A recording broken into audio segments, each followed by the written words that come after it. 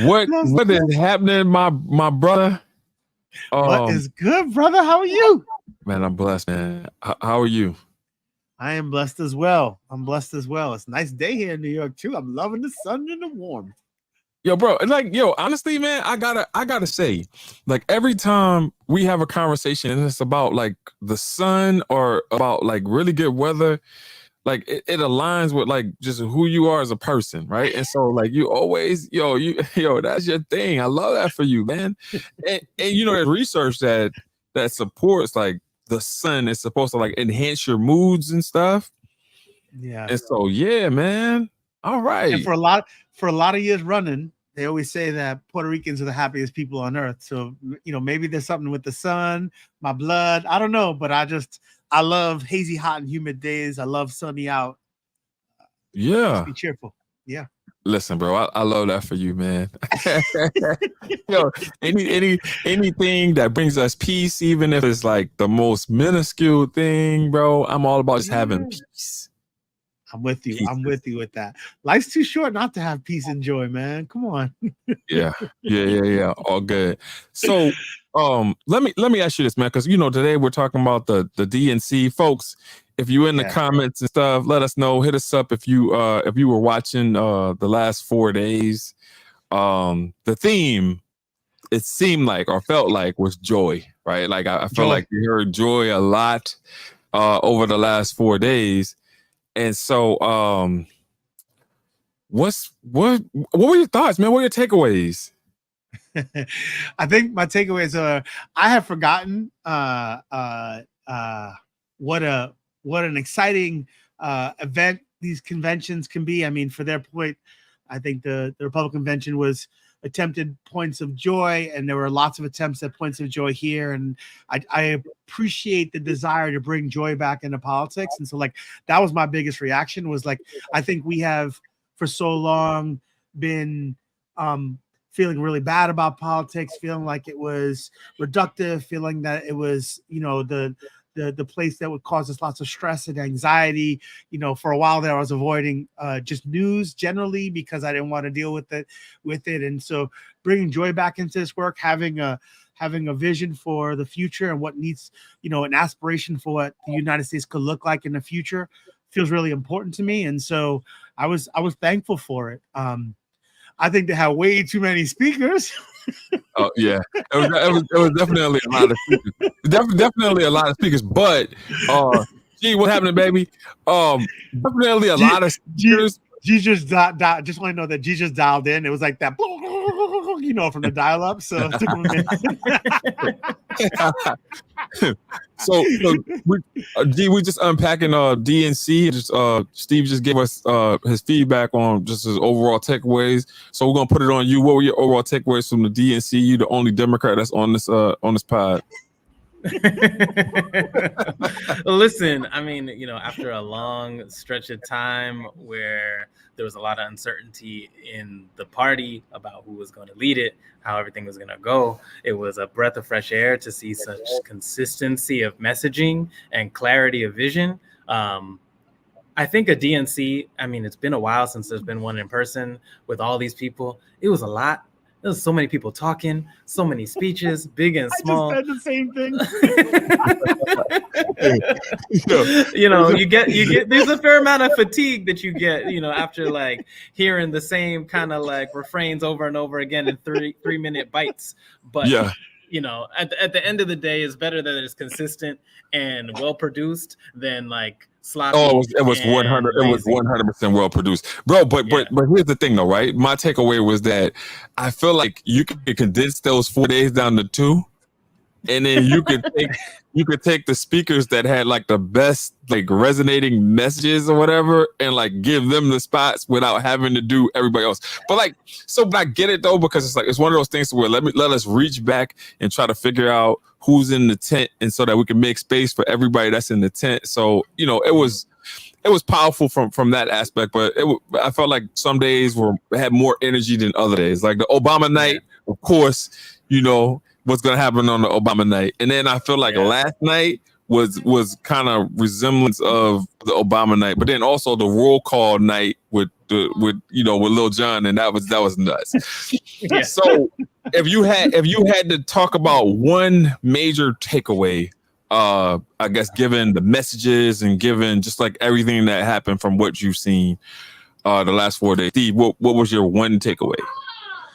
I think that the Democratic Party has put together has a strong future in front of it. There were some really dynamic, up and coming folks. We talked about, Hakeem Jeffries. We've talked about Pete Buttigieg. We've talked about Josh Shapiro. We've talked about AOC. I feel like it is a strong crop of folks who are moving into sort of key leadership roles across the party. I feel like that is.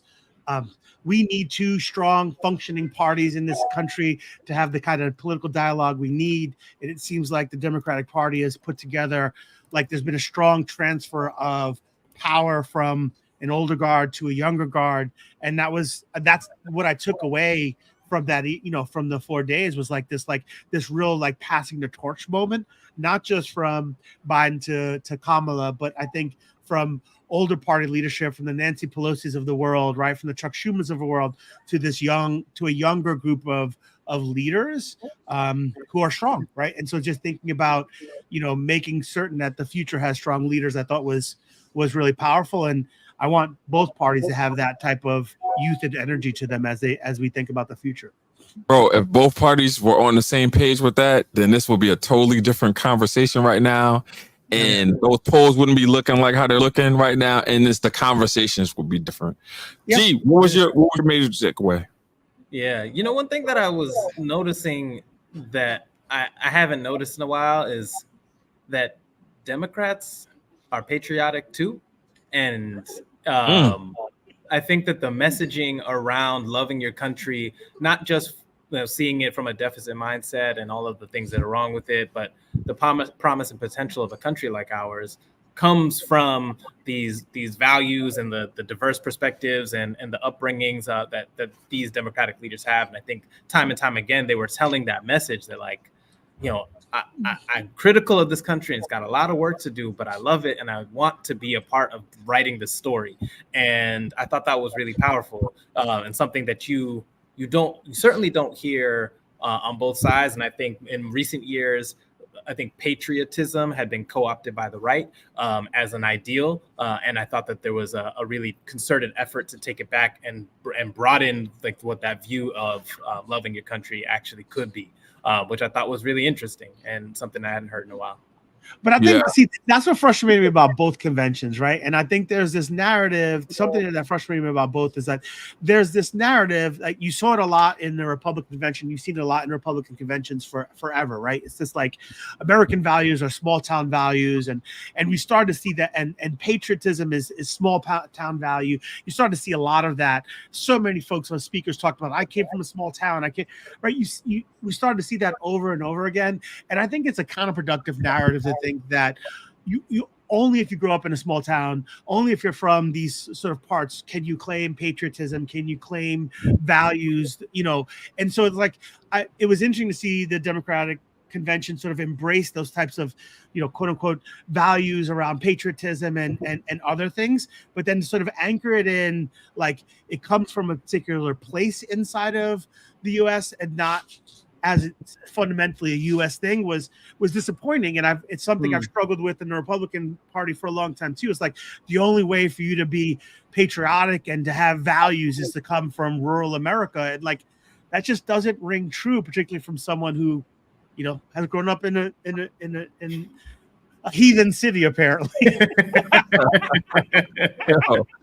That is wild, bro. I saw a couple of because like sometimes you're gonna live text or live tweet or whatever. Like I found myself doing that a lot more in like 16, less here. I wanted to like take it all in and like I was observant a lot, but I wasn't really like live tweeting. But there have been instances in which I've live tweeted. But Trump apparently was live tweeting last night, and so one of the tweets that was like super weird, bro, was like Where's Hunter? Like, what the hell does Hunter Biden have to do with any of this? Like, what are we even talking, bro? And so people, again, speak of conscious efforts, like people made a conscious effort in order to show the world or tell the world that Joe Biden was a candidate. He was past his prime. He needed to be put out in the pastures or whatever.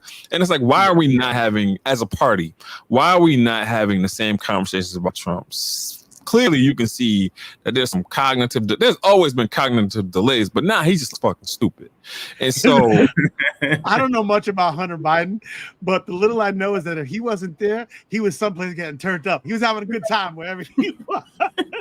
Oh, you're wild. you're wild.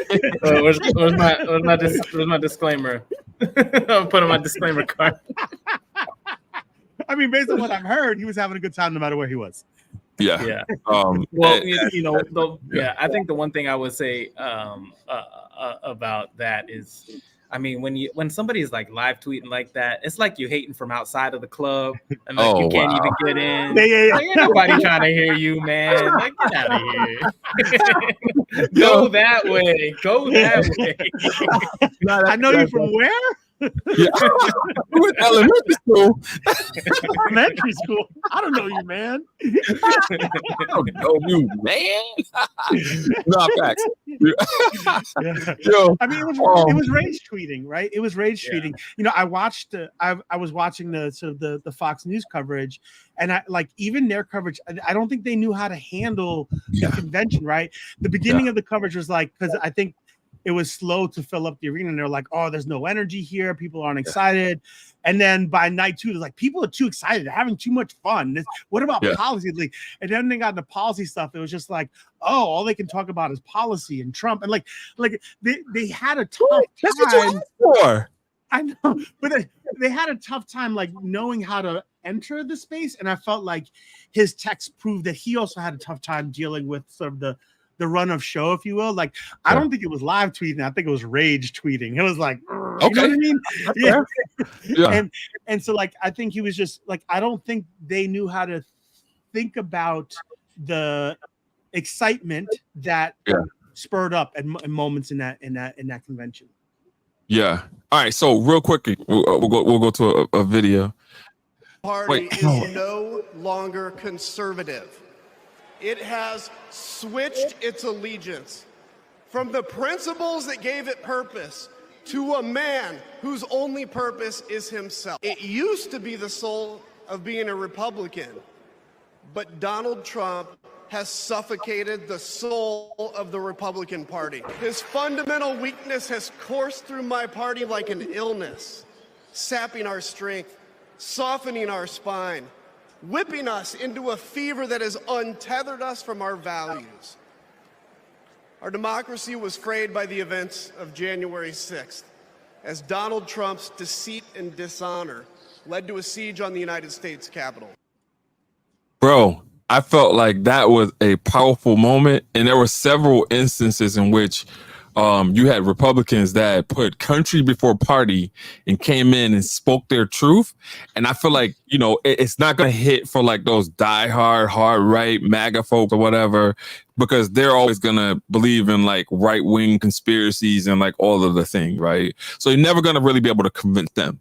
However, if you have an independent that is seeing where the party has gone since Trump has like transplanted and turned this into MAGA Republican USA or whatever, this was powerful. What were your thoughts on this? Yeah, I mean, I think the reality is that the Republican Party that existed 10, 15 years ago doesn't exist now. And I feel like, you know, that speech and the folks from the Lincoln Project, I think they are opining for a party that doesn't exist and I don't know can recapture itself, you know, post-Trump, right? There will be a world, hopefully, that the party moves past Trump as as their unifying figure, and what does the party become after that? Do folks continue that sort of cult of personality? Do they fall back into like? I think that's the big question. I was serious when I said we need two strong functioning parties in this country that battle each other to get the best policy out.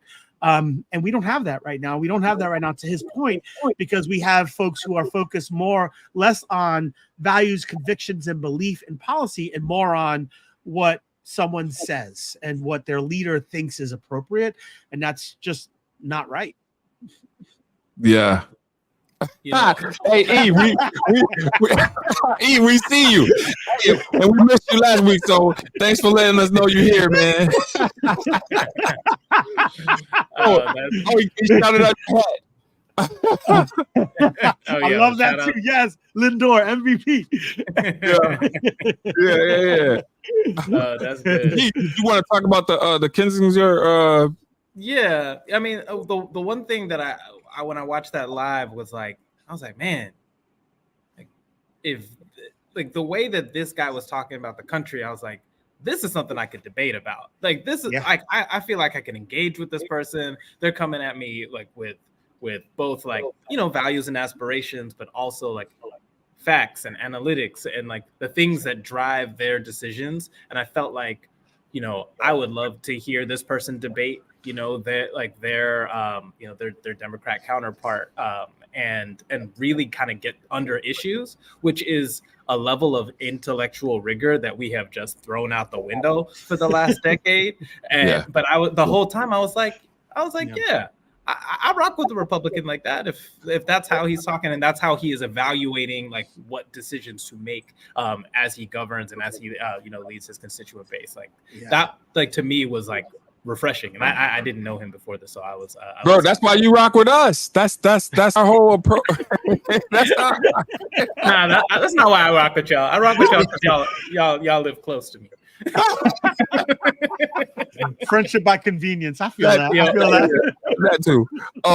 Another powerful moment, man, that I don't want to gloss over, bro, was when I saw this. But because of that, I made assumptions about Kamala's record, and I often repeated them to a lot of people. Then one day, Kamala invited me to her house. She put her hand on my shoulder and she asked me to do some research, something I had never done. Something a lot of people I know had never done before. Imagine attacking someone's character without a single Google search. So I did what I should have done in the first place. I learned that she had done for us exactly what she promised to. I believe that your apology should be as loud as your accusation, and I'm here apologizing in front of the whole damn world. Bro. That was crazy right there, bro. And like super powerful. And all you can do is respect that. Like a man, he came out and he was just like, yo, I didn't do any research. And the majority of people that talk about Kamala Harris and her record don't do any research. They're regurgitating the talking points that they hear from either Trump or the talking points that they hear from Fox News or whatever, but they're lazy. They're not doing the research. Yeah, I mean, I think, I was with him and he was like, do your research. I was like, yeah. And he's like, imagine one Google search. I'm like, please stay away from Google. That's part of the problem. but I think the larger point is facts, right? And I think part of what happens is, and we've all been in those conversations, and we tell someone, well, maybe, hopefully you've done your research. And they're like, I've done my research. I think it's the sites we choose to do our research on, in this, because it's more about searching out sources of information that confirm what you already believe, right? And so I think the learned person, the person who is really about trying to understand, searches out the information from sources that expressly disagree with them. And so, what I would add to DL's comment there is like, do your research and look for sources that you expressly disagree with and actually read them and take them in. That's the way we learn, right? Is to be able to challenge the ideas that we have and do that. And like, I don't think many of us do that on a regular basis. We're often going to the same places and the same people for information. That sounds like a person that was at chapter 3 of their dissertation and just decided like, yo, I ain't messing with this no more. I am not doing your literature review no matter how much you want to. Bro, you gotta go back and finish that thing, man. G, you look like you want to jump in. Yo, I mean, the one thing that I found interesting about my social media presence, at least on Twitter right now, is that the Twitter algorithm can't really figure out what I'm about, what my values are. And so like, you know, I'll get one post that's like 30 embarrassing moments from the DNC will be like one. And then the next one will be like 50 amazing moments from the DNC. And it'll be like basically the same things, but just with like different words.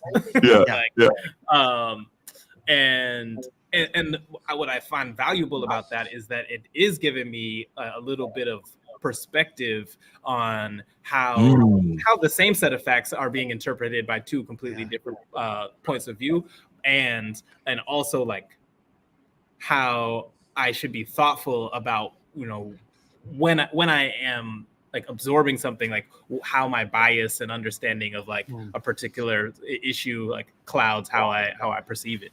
Which like it's been useful. And my Twitter never used to be like this. I blame Elon, but you know, I think it's actually been kind of revealing. It's Elon. I want to see that chest though, because you talk a lot about social media, and I feel like you owe us some push-ups, right, from the conversation we had a few weeks ago.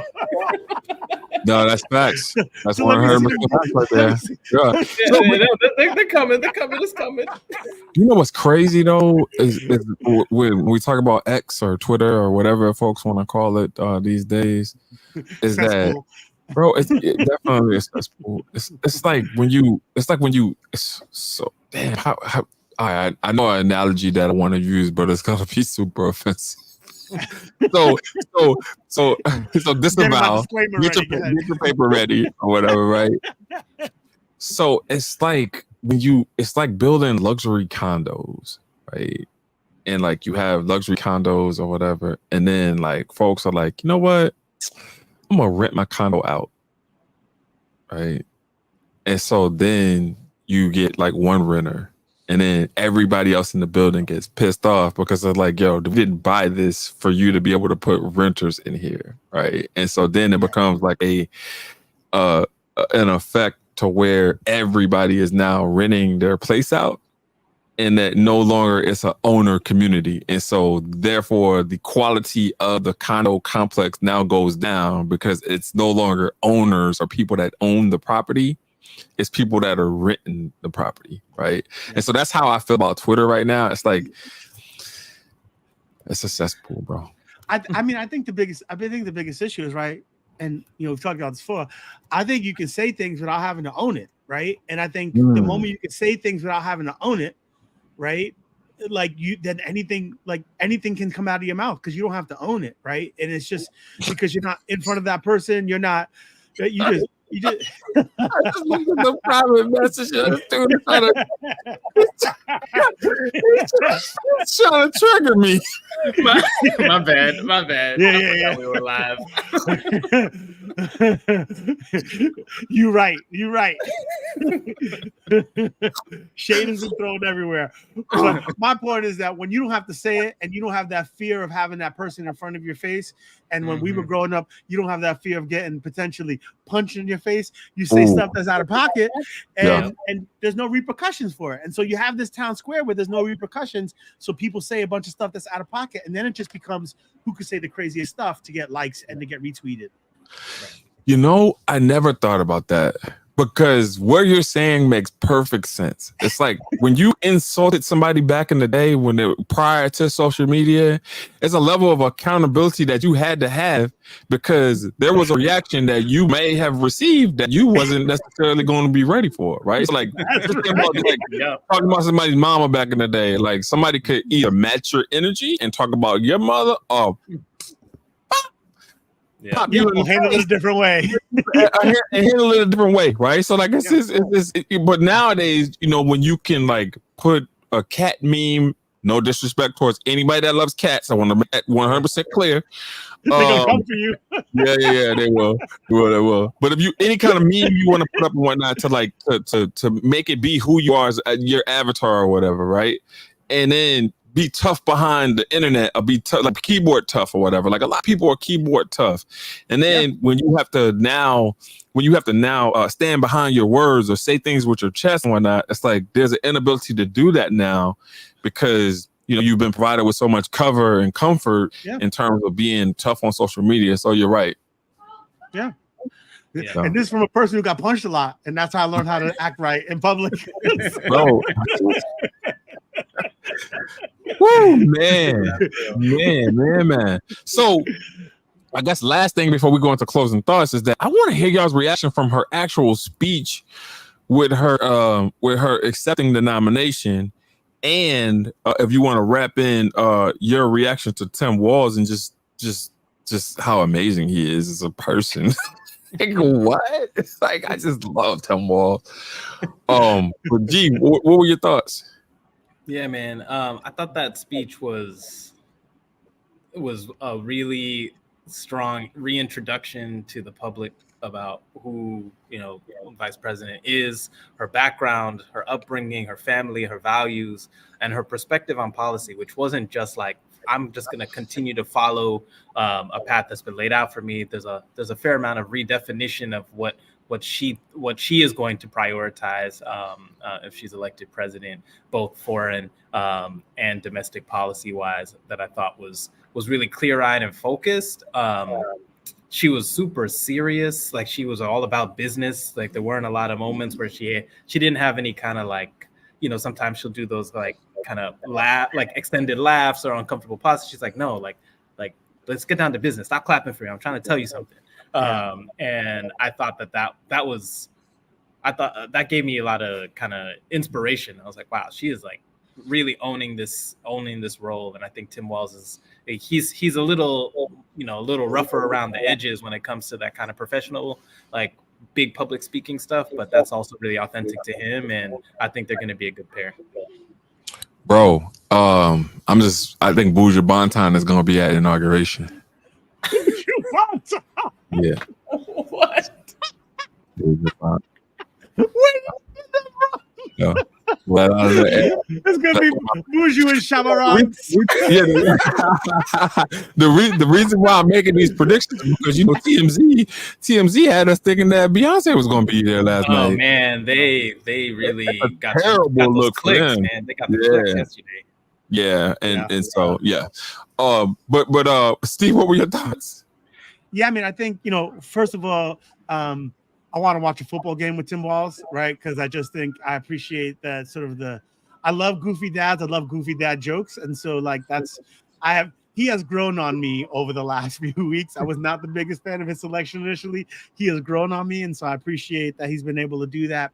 I think the most powerful portion of your last night's speech was when she talked about how when she was doing her work in the DA office about, Kamala Harris for the people. And she sort of kept that sort of like how that has been who she has represented throughout her professional career. And she always wanted to make sure that when she was pleading her case, she was pleading her case not on behalf of any individual, but on behalf of the people she represented. And I think it was maybe 4 or 5 minute section of her speech around sort of Kamala Harris for the people was just so powerful, right? And it turned me from someone who, I think appreciated her as a policy person, appreciated her for her background, but like I appreciated her oratory, like her speech ability, because that section of the speech I think was really powerful and I think spoke well to folks who potentially aren't sure, those independents out there, but like the fact that her whole career has been about that and how she juxtaposed that to her opponent, to Trump, I thought was super powerful, and I think she did a great job at it. Yeah, agreed. Roll y'all into closing thoughts. Yeah. The U.S. Open starts next week. Shout out tennis. Traffic's gonna be crazy. Traffic is gonna be crazy. Take the 7 train if you can at all possible. But yeah, I'm looking forward to it. I had a little lull in like sports fandom after the Olympics, so I'm excited to get back into it. Yeah. Steve. I'm just going to repeat what you said. Lindor for MVP. Not only is he on my Mets, but he's my countryman. He's a Puerto Rican too. So Lindor for MVP. I'm just enjoying the end of the summer, trying to, get the last of it out. It got a little cold on Tuesday. I was walking outside and I was like, starting to feel like I needed a sweater, and now I'm getting nervous because that means summer's getting close to be over. So I'm trying to just, suck the best out of it I can out of the rest of the summer and do what we can. Yeah. I love that. All right, I'm gonna go into my closing thoughts. So my closing thoughts are for school leaders. So school leaders in New York State, especially you charter school leaders, data has been released. And you know how I get around this time when data is released. It is no longer embargoed. That means that I should be seeing some visualizations, some visual presentations of how your kids scored. I should be seeing some comparative charts telling me that you outperformed your local district. If I'm not seeing these things, then I'm going to assume that you didn't outscore your district, right? And September 4th, when the scores come out, I'm putting your ass in the hot seat because I'm giving you the opportunity right now in order to say it with your chest in terms of the kind of gains that you've made. If you didn't make no gains, you can say that too. But know that I'm coming. That's all I got to say about that.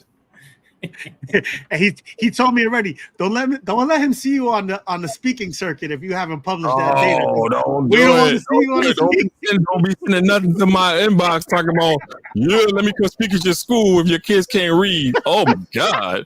Oh, all right.